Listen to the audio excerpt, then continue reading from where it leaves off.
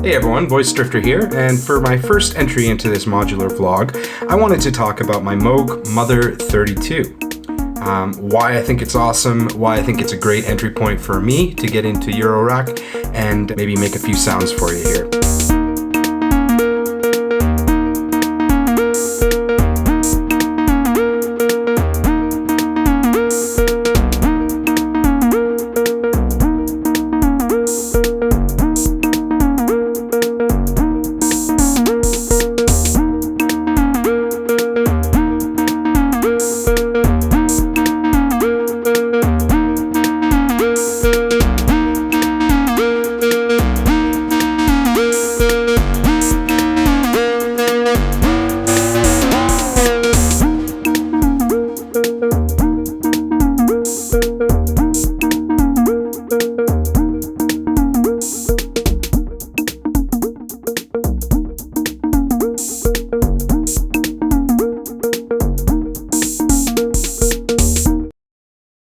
So, the Moog Mother 32, semi-modular, 100% analog monophonic synthesizer. So while this is a standalone unit with its own power and audio connectivity out the back, the whole front panel can actually be removed from its case and mounted into a Eurorack modular synth.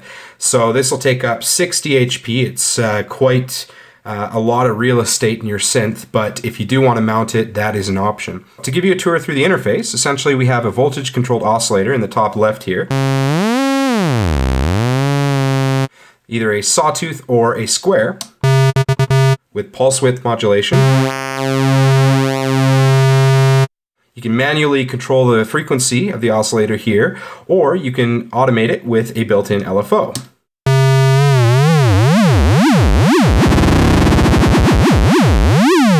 LFO can either be a triangle wave or a square wave.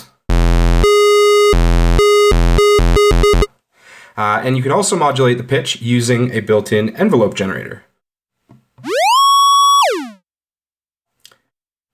Out of the oscillator, you have a mixer, and on the far left, that'll be 100% voltage-controlled oscillator, but as you go to the right, it'll introduce noise. All the way to the right, you also have external input, if there is one, and all of that is going to go through the voltage-controlled filter. This is a resonant filter, so with the resonance turned up. This is also a self-oscillating filter if you turn the resonance all the way up there. I'll show you in a little bit how we can turn that into a sine wave oscillator, which is kind of cool. The filter can be modulated similar to the oscillator using a mod amount dial here, either from the LFO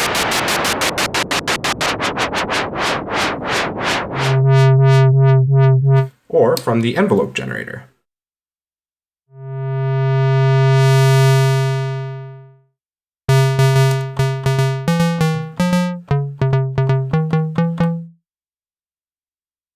And then all of this goes through a voltage-controlled amplifier. So the VCA can either be triggered by the envelope generator, which you're hearing right now, so we can change the curve of our volume control, basically, or it's got an always-on mode. And this will just keep playing forever. But yeah, that is sort of the default signal flow through this thing. From left to right again, you have oscillator, filter, amplifier, out to your external destination. However, one important distinction is that this is semi-modular. And what semi-modular means is while we do have this sort of layout, this sort of flow to things hardwired behind the scenes, all of this can be overridden using this extensive patching section on the far right here. So I'm going to talk about some of the cool stuff you can do with that patch bay in a minute, but first I want to talk about this keyboard/step sequencer down at the bottom. So you've seen all along that I can play this keyboard, but this also doubles as a 32-step sequencer. So this sequencer operates in one of two modes, keyboard mode or step mode. And in keyboard mode, I can actually add steps to my pattern using the keyboard. I'm going to clear out any pattern in this slot and then hit Shift Record to enter record mode. And now the sequence is just waiting for me to play some notes on this keyboard.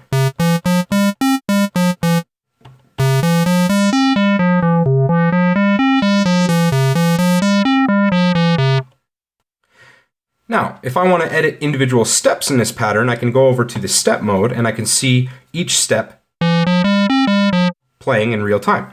So let's say I want to go edit step number 1. Actually, before I do so, I'm going to shorten this pattern down to 4 steps just to make it a little more clear what's going on.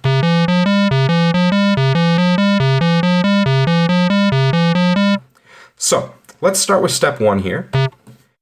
And now that I'm in step 1 working on that, I can actually change the pitch of that individual step to whatever I'd like.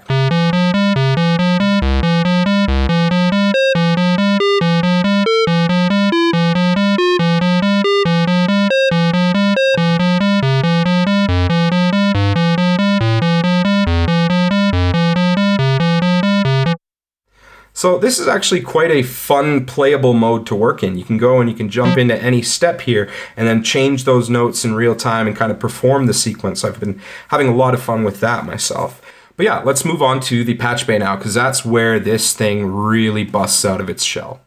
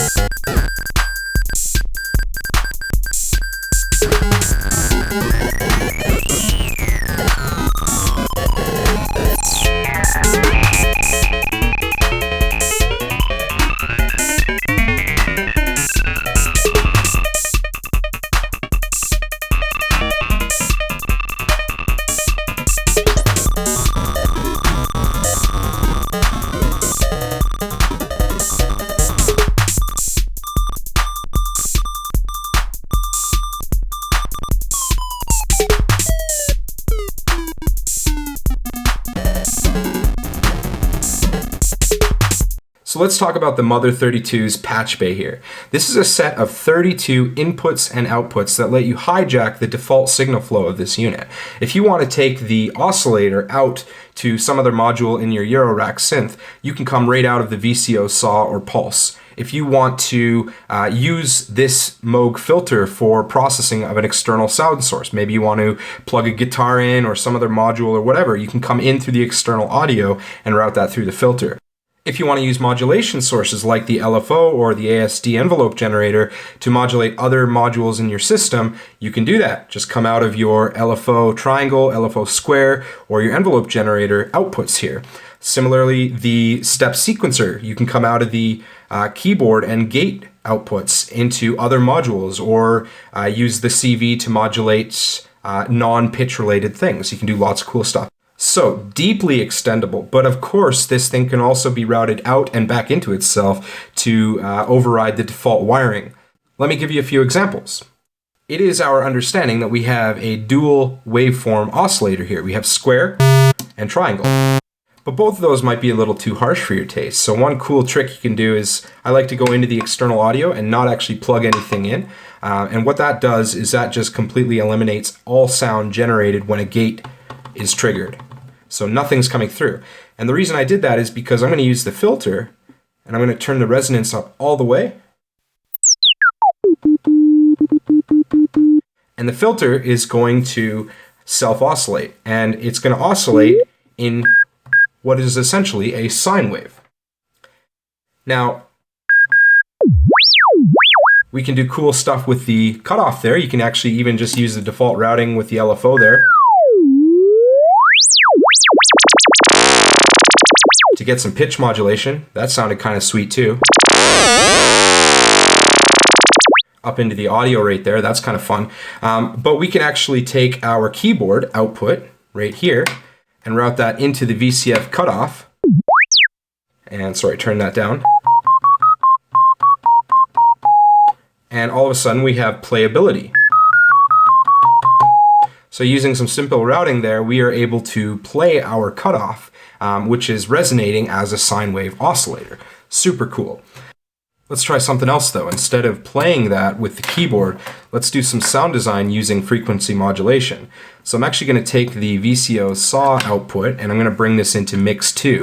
And this is something we haven't really talked about yet, but this VC mix here in the bottom right, it's actually very similar to the VCO noise mixer up here in that you can bring two sources into this thing using mix 1 and mix 2, and then you can mix between those sources. However, a really cool trick is to just bring something into mix 2, and when you're all the way at the left, it's going to take mix 1, which is essentially nothing, and when you're all the way to the right, it's going to take mix 2. So this essentially operates as an attenuator.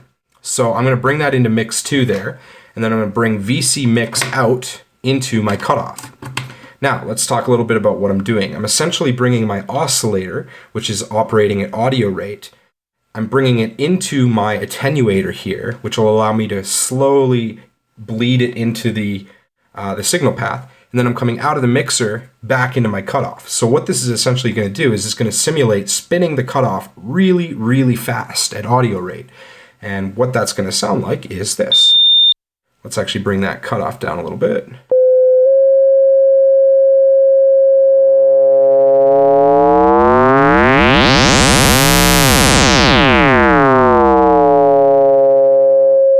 Very cool.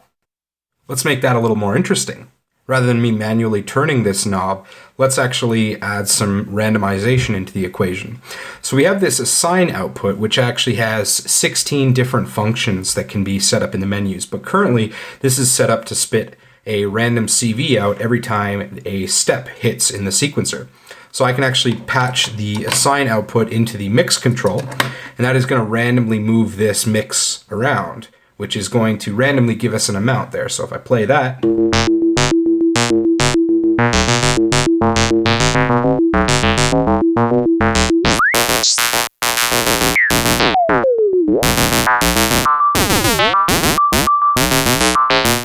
I don't know, kind of goofy sounding, but kind of gives you an idea of the possibilities there.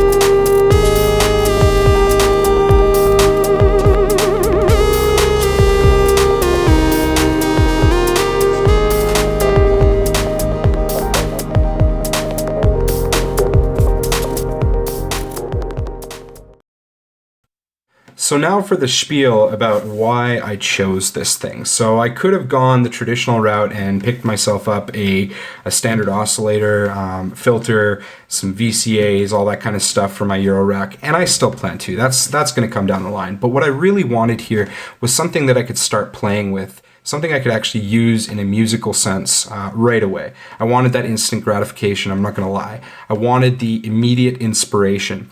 And as I'm sure many of you know, the cost to entry in Eurorack modular is pretty steep. I mean, just getting a case alone, I don't have a case yet, but building the case, the supplies, or buying one, whichever route you decide to take.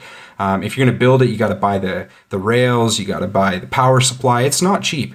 And then getting enough modules to have a playable voice similar to this one, getting an oscillator, getting a filter, getting an amplifier, getting some modulation sources, let alone a sequencer, that's going to run you a pretty high tab.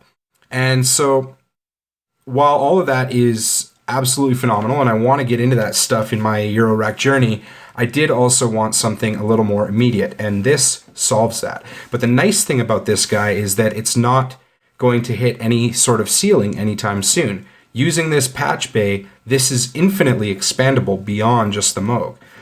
all of these outputs can be spit out to other modules in my system down the road. If I want to hijack an oscillator and route it through an external filter, I can do that. If I want to take an external sound source and bring it in through the filter in this Moog, if I want to use the sequencer to play some other module, if I want to use the modulation sources like my LFO and my ASD envelope to control other things in my modular system, I can do all that using this patch base. So this will grow exponentially as I add other modules around this thing to supplement it. And that's what's got me so damn excited about the Moog Mother 32. So hopefully that kind of gives you an idea of what this thing's all about and why I think it was an awesome first choice for me. And I've just been having a ton of fun with it, making lots of sounds, recording some music. It's a great little unit, so I would highly recommend it. That's a big thumbs up for me. Thanks, guys. Have a great one.